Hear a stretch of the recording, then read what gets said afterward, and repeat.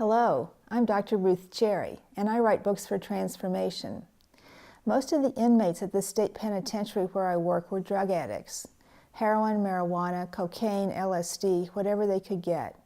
They speak about chasing their first high, always remembering a more intense experience than they've had since then, and not being able to recreate it. They didn't abandon the chase until incarceration forced the end. In the meditation groups, I ask if our meditations are similar in any way to their drug highs. The longtime meditators say yes, but without coming down. Longing for the experience of oneness may be the soul of drug addiction, and isn't that the core human drive? We seek love, friendship, or success, but these diversions so often leave us dissatisfied. We achieve what we say we want, and within minutes, we want something more. Why? My suspicion is that on a cellular level, we know that what we are missing is something that we need to be whole. On an intellectual level, we can't identify what that is, but we substitute definable solutions. We long for peace inside, but we focus on making money. That's something we can control. Who can force peace? We want happiness, which we can't make happen on cue, so we enjoy chocolate, which we can buy anytime. The inmates use drugs. What's the difference? Control of something finite substitutes for oneness with the infinite for a minute. I don't know of one person who would say that what she seeks in life more than anything else is oneness with God, but I suspect that that is the human condition.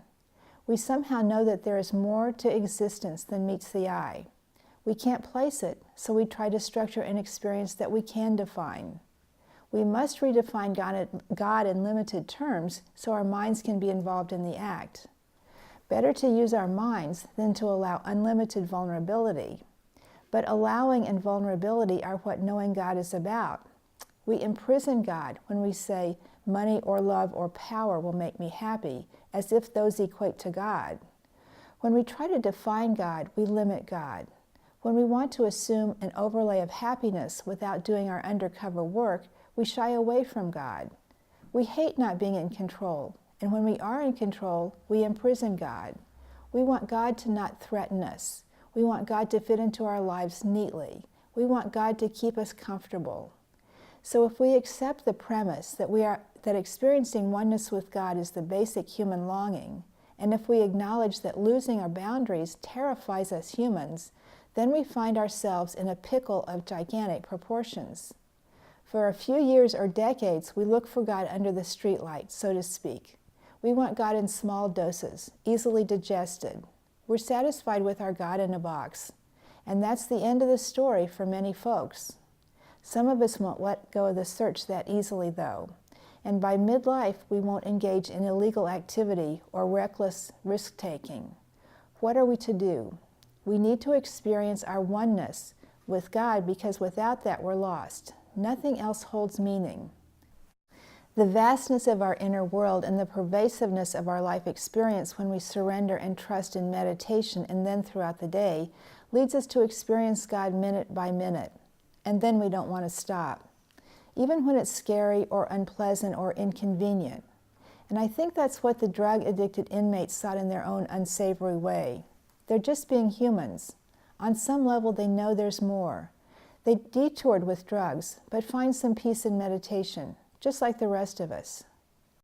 My books for transformation are Living in the Flow, Practicing Vibrational Alignment, Accepting Unconditional Love, Open Your Heart, and Transformation Workbook.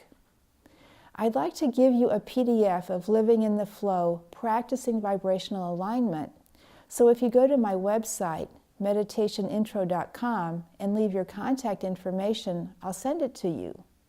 All I ask in return is that you send me your thoughts, your comments, your reactions after you've read the book. Thank you.